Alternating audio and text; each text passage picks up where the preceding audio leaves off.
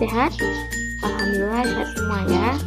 Jadi semoga kita diberikan kesehatan oleh Allah Subhanahu wa Ta'ala, sehingga kita selalu dapat mengikuti pembelajaran sebagaimana seperti biasanya. Oke, jadi sebelum kita mengawali pembelajaran kita pada hari ini, alangkah lebih baiknya kita berdoa terlebih dahulu. Baik, silakan kepada ketua kelas untuk memimpin doa. Baik, terima kasih kepada ketua kelas yang telah bersedia untuk memimpin doa. Nah, selanjutnya Ibu absensi terlebih dahulu.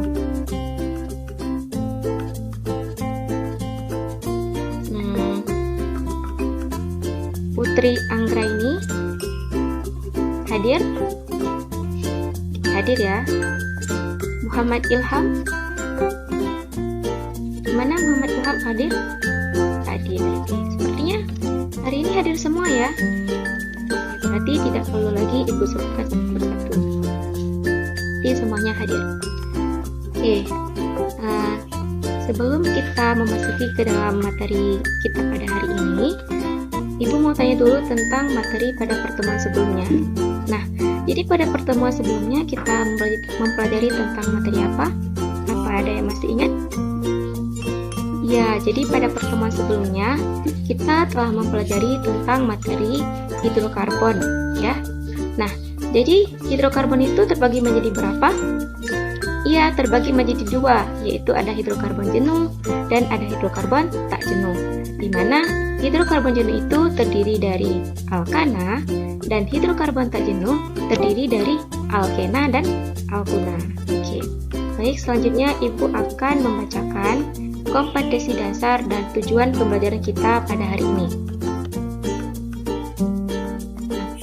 Untuk kompetensi dasar, kita menggunakan KD 3.4 dan 3.5, di mana 3.4 yaitu menjelaskan konsep perubahan entalpi reaksi pada tekanan tetap dalam persamaan termokimia, dan 3.5 menjelaskan jenis entalpi reaksi, hukum Hess, dan konsep energi ikatan.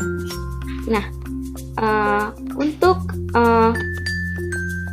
tujuan pembelajaran kita pada hari ini, yang pertama, siswa mampu menjelaskan pengertian termokimia. Kedua, siswa mampu menjelaskan dan membedakan reaksi eksoterm dan reaksi endoterm. Nah, yang ketiga, siswa mampu memahami perubahan entalpi. Yang keempat, siswa mampu menjelaskan diagram tingkat energi. Dan yang kelima, siswa mampu menjelaskan persamaan termokimia. Oke, bagaimana? Semangat semuanya? Apakah sudah siap untuk menerima materi? Oke, semangat ya. Karena kita dalam belajar itu harus semangat, dimana tidak ada orang yang hebat yang malas dalam belajar. Artinya kita harus semangat, ya. Oke, kita lanjutkan. Silakan kalian perhatikan gambar berikut. Akan ada anak pramuka yang sedang menyaksikan api unggun, ya. Biasanya kalau kita dalam berkemah itu dalam pramuka itu adanya api unggun, ya. Jadi Ibu mau tanya nih, apa yang kalian rasakan ketika kalian berada di dekat api unggun? Gimana Putri? Iya, tubuh kita itu merasa hangat. Kenapa dia merasa hangat? Karena api unggun ini merupakan sumber pembakaran ataupun reaksi pembakaran. Itu kalau dalam fenomena kimia. Nah, jadi api unggun ini dia menghasilkan suhu, dia melepaskan suhu ke lingkungannya sehingga tubuh kita itu merasa panas, ya.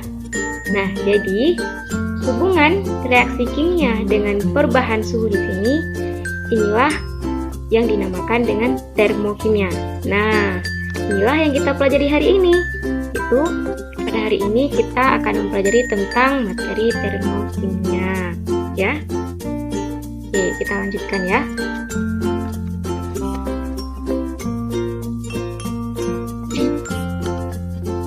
Termokimia adalah bagian dari ilmu kimia yang mempelajari perubahan kalor atau panas suatu zat yang menyertai suatu reaksi atau proses kimia. Nah, jadi dalam konsep termokimia itu terdapat dua istilah, yaitu ada yang istilah sistem dan juga ada istilah lingkungan. Di mana sistem adalah segala bentuk proses yang menjadi pusat perhatian pengamat. Contohnya itu seperti keadaan zat, reaksi, dan perubahan zat. Nah, contoh ini merupakan contoh dari sistem. Kemudian lingkungan. Lingkungan adalah segala sesuatu yang berada di luar sistem dan yang membantu kerja sistem. Nah, selanjutnya, jadi dalam termokimia itu terdapat dua reaksi, yaitu ada reaksi eksoterm dan ada reaksi endoterm. Nah, untuk reaksi eksoterm adalah reaksi yang sistemnya membebaskan atau melepaskan energi, sehingga temperatur lingkungannya itu menjadi naik, artinya suhunya itu menjadi naik. Ya, kita misalkan ini merupakan sebuah sistem. Jadi sistem ini dia melepaskan energi keluar, sehingga suhunya itu menjadi naik. Jadi lingkungannya itu terasa panas ya. Contoh dalam kehidupan sehari-hari seperti reaksi pembakaran, respirasi. Nah, itu tergolong ke dalam reaksi eksoterm. Oke. Kemudian reaksi endoterm. Jadi reaksi endoterm itu kebalikan dari reaksi eksoterm. Nah, untuk reaksi endoterm itu adalah reaksi yang sistemnya menyerap atau menerima energi, sehingga temperatur suhu lingkungannya itu menjadi turun, ya. Jadi kebalikan dari eksoterm, di mana kalau eksoterm tadi dia membebaskan ataupun melepaskan energi, jadi suhunya itu menjadi naik. Sedangkan kalau endoterm dia menyerap ataupun menerima energi, sehingga suhunya itu menjadi turun. Nah, kita misalkan ini adalah sebuah sistem, jadi sistem ini dia menyerap energinya dari lingkungan masuk ke sistem, sehingga suhunya menjadi turun dan suhunya itu menjadi dingin. Nah, contohnya itu dalam kehidupan sehari-hari adalah fotosintesis. Jadi fotosintesis ini termasuk ke dalam reaksi endoterm. Nah, bisa dipahami? Oke, kita lanjutkan ya. Nah, selanjutnya, jadi sistem itu dia ada 3 macam. Yaitu yang pertama ada sistem terbuka, ada sistem tertutup, dan ada juga sistem terisolasi. Nah, di mana sistem terbuka itu adalah dia terjadi perpindahan materi dan juga terjadi perpindahan energi. Nah, misalnya ini ada secangkir kopi. Nah, secangkir kopi jadi kalau dia termasuk ke dalam sistem terbuka karena dia terjadi perpindahan materi. Bagaimana kita tahu bahwa dia terjadi perpindahan materi? Yaitu kita bisa mencium aroma kopi tersebut. Oh, kopi ini wangi ya, berarti dia terjadi perpindahan materi. Dan juga kopi ini dia juga terjadi perpindahan energi. Bagaimana cara mengetahuinya? Yaitu kita bisa merasakan kalau kopi ini masih panas ataupun sudah dingin, ya. Bisa dipahami ya? Oke, yang kedua yaitu sistem tertutup. Jadi pada sistem tertutup itu dia hanya terjadi perpindahan energi. Nah, jadi untuk sistem tertutup itu ini kita umpamakan dalam botol ini kita masukkan susu, ya. Jadi pada sistem tertutup itu hanya terjadi perpindahan energi. Bagaimana cara kita ketahuinya? Yaitu kita bisa merasakan bahwa botol ini, susu di dalam botol ini masih panas ataupun sudah dingin, ya. Berarti dia ada terjadinya perpindahan energi. Sedangkan kalau pada sistem tertutup ini dia tidak terjadi perpindahan materi, tandanya yaitu kita tidak bisa mencium aroma dari susu tersebut, ya, karena dia tertutup, jadi aromanya itu tidak keluar. Oke, selanjutnya yang ketiga yaitu sistem terisolasi, di mana sistem terisolasi adalah dia tidak ada perpindahan materi dan juga tidak ada perpindahan energi. Nah, bagaimana cara kita bisa mengetahuinya? Yaitu ini merupakan sebuah botol di mana dia terisolasi, jadi kedap ya, tidak ada yang bisa keluar dan tidak ada yang bisa masuk. Cara untuk mengetahui bahwa sistem ini dia tidak terjadi perpindahan materi. Nah, misalnya dalam botol ini kita masukkan susu. Nah, jadi kita tidak bisa mencium aroma dari susu tersebut. Nah, karena dia tertutup, terisolasi ya. Kemudian dia juga tidak terjadi perpindahan energi. Cara mengetahuinya yaitu kita tidak bisa merasakan apakah susu di dalam ini masih panas ataupun sudah dingin. Nah, karena dia terisolasi ya, jadi tidak ada yang bisa keluar masuk di sini. Oke, bagaimana bisa dipahami? Oke, kalau bisa dipahami, kita lanjutkan ke slide berikutnya.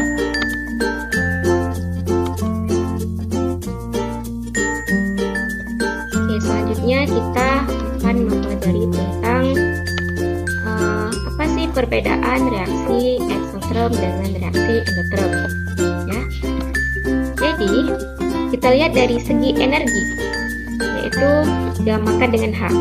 Nah, kalau untuk reaksi eksoterm, dia membebaskan energi ataupun dia melepaskan energi dari lingkungan atau dari sistem ke lingkungan ya. Jadi dia melepaskan energi dari sistem keluar ke lingkungan, sehingga energi akhirnya itu lebih kecil dari energi awal karena dia membebaskan ya.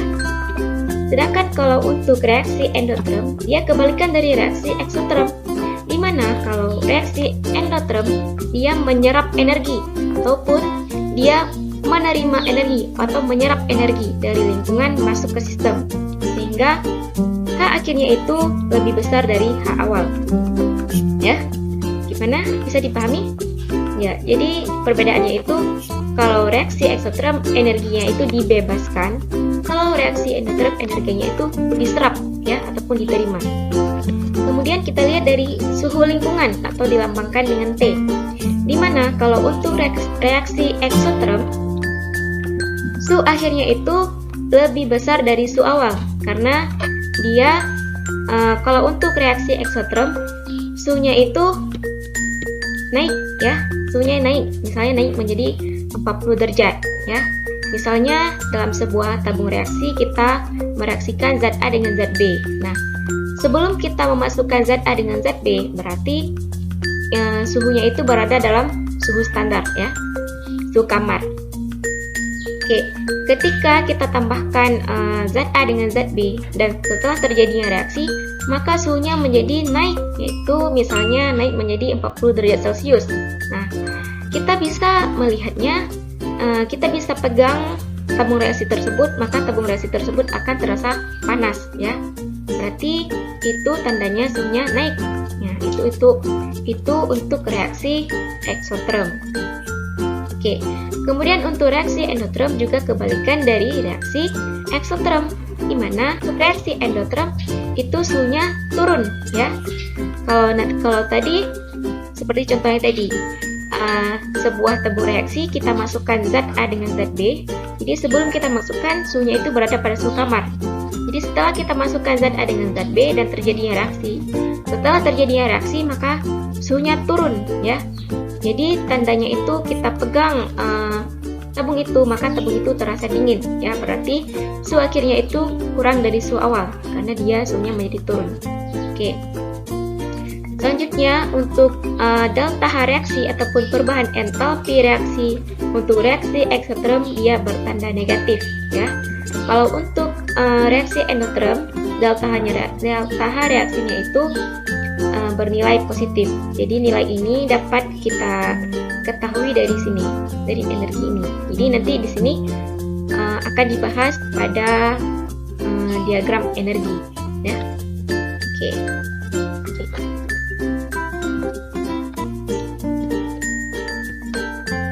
Bagaimana? Sudah bisa membedakan antara reaksi eksoterm dengan endoterm? Ya, oke. Berarti sudah ya. Jadi sekarang kita lanjutkan ke slide berikutnya. Selanjutnya yaitu perubahan entalpi, yaitu dilambangkan dengan delta H, di mana dalam reaksi eksoterm dan endoterm terjadi perubahan tingkat energi yang disebut yaitu perubahan entalpi reaksi. Nah, untuk menghitung perubahan entalpi yaitu delta H, kita menggunakan rumus delta H sama dengan H akhir kurang H awal, di mana delta H ini merupakan perubahan entalpi reaksi di mana satuannya dalam joule. Untuk H akhir ini merupakan energi produk yaitu satuannya dalam joule, dan H awal energi yaitu energi reaktan. Nah, misalnya zat A dengan zat B. Zat A dengan zat B kita reaksikan akan menghasilkan zat C tambah zat D, di mana zat A dengan zat B ini merupakan reaktan, dan zat C dengan zat D ini merupakan produk, atau bisa juga kita sebut hasil reaksi. Sedangkan zat A dengan zat B ini merupakan pereaksi. Jadi ini berpasangan ya. Kalau reaktan itu pasangannya dengan pereaksi, kalau produk pasangannya itu dengan hasil reaksi. Nah, untuk mencari perubahan entalpinya, maka H akhir kurang H awal. H akhirnya ini adalah energi pada zat C dengan zat D. Ya. Jadi ini merupakan H akhir, yaitu energi produk. Ya. Kalau H awal itu adalah energi pada zat A dengan zat B, yaitu energi pada reaktan. Nah, beginilah cara menghitung perubahan entalpi atau delta H, yaitu dengan menggunakan rumus delta H sama dengan H akhir kurang H awal. Bagaimana, bisa dipahami? Oke, bisa ya. Selanjutnya kita lanjutkan, yaitu tentang diagram tingkat energi.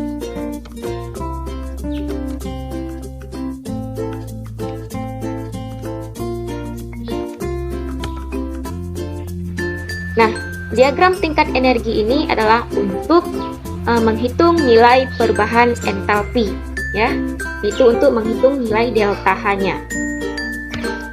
Nah, untuk diagram tingkat energi reaksi eksoterm, di mana H akhirnya itu lebih kecil karena dia berada di bawah, ya. Kalau di sini 0, maka nilai H akhirnya itu lebih kecil. Dan H awalnya itu berada di atas, berarti nilai H awalnya itu lebih besar dari H akhir. Maka untuk menghitung delta H-nya kita menggunakan rumus yang tadi, yaitu H akhir kurang H awal, di mana H akhirnya itu karena dia berada di bawah, maka H akhirnya itu bernilai lebih kecil ya. Sedangkan H awalnya itu akan bernilai lebih besar karena dia berada di atas H akhir. Kan nilainya lebih besar, ya. Sehingga untuk menghitung delta H-nya itu kecil kurang besar, berarti dia bertanda negatif. Nah, berarti delta H-nya itu bernilai negatif. Jadi untuk reaksi eksoterm, delta H-nya itu bertanda negatif. Oke, bisa dipahami ya. Selanjutnya reaksi diagram tingkat energi pada reaksi endoterm. Nah, ini kebalikan dari diagram tingkat energi untuk reaksi eksoterm, di mana kalau pada reaksi endoterm H akhirnya itu berada di atas, sehingga kalau di sini 0, maka H akhirnya itu nilainya lebih besar, ya. Dan H awalnya itu di bawah, berarti dia nilainya lebih kecil. Jadi untuk menghitung perubahan entalpinya juga menggunakan rumus H akhir kurang H awal, ya, dimana nilai H akhirnya itu lebih besar, ya, karena dia berada di atas. Sedangkan H awalnya itu lebih kecil karena dia berada di bawah H akhir, jadi nilainya lebih kecil.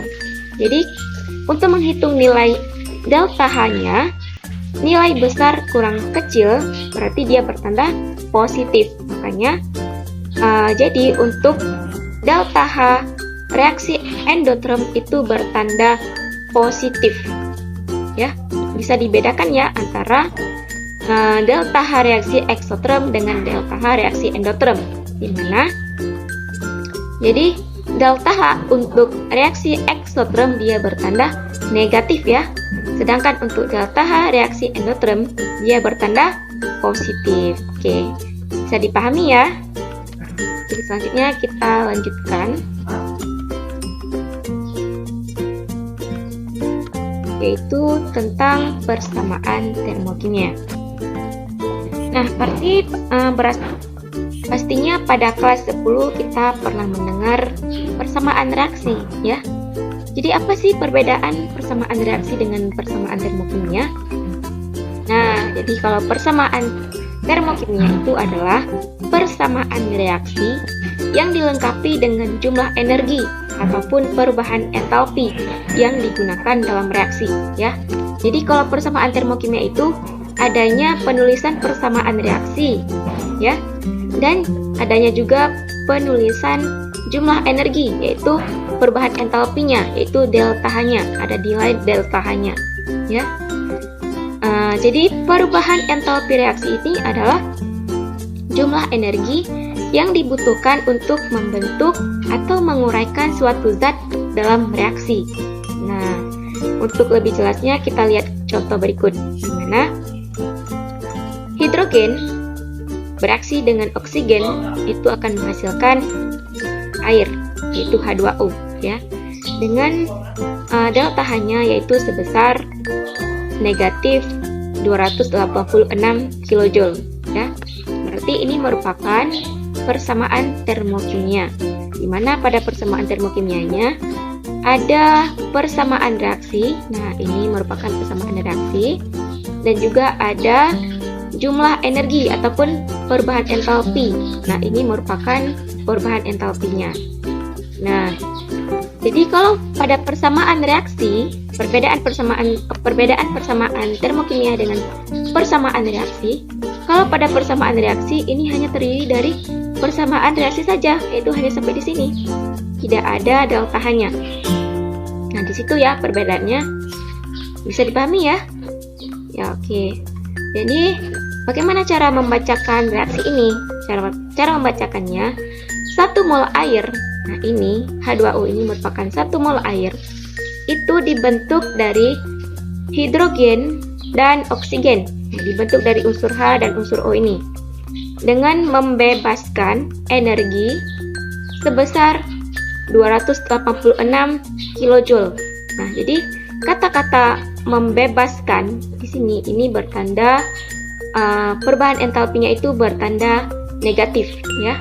Berarti kalau dia bertanda negatif berarti dia reaksi apa? Ayo. Reaksi eksoterm ya, karena dia bertanda negatif. Kalau reaksi eksoterm itu apa? Perubahan entalpinya ataupun delta H-nya itu bernilai negatif. Kalau misalnya di sini positif, berarti dia reaksi endoterm. Ya, betul sekali ya. Oke. Kenapa dia positif? Karena dia reaksi endoterm. Bisa dipahami ya? Oke, Ibu rasa cukup sekian pertemuan kita pada hari ini. Nah, jangan lupa belajar, karena kita ketahui sukses itu tidak ada yang instan ya. Kita harus melalui sebuah proses, yaitu belajar. Intinya kita di sini harus semangat dalam belajar ya. Sebelumnya jangan lupa untuk mempelajari materi untuk pertemuan sebelumnya, yaitu pada pertemuan jangan lupa mempelajari materi pada pertemuan selanjutnya. Jadi pada pertemuan selanjutnya kita akan membahas tentang perubahan entalpi standar ya. Jangan lupa dipelajari. Oke. Cukup sekian pertemuan kita pada hari ini. Ibu akhiri. Assalamualaikum warahmatullahi wabarakatuh.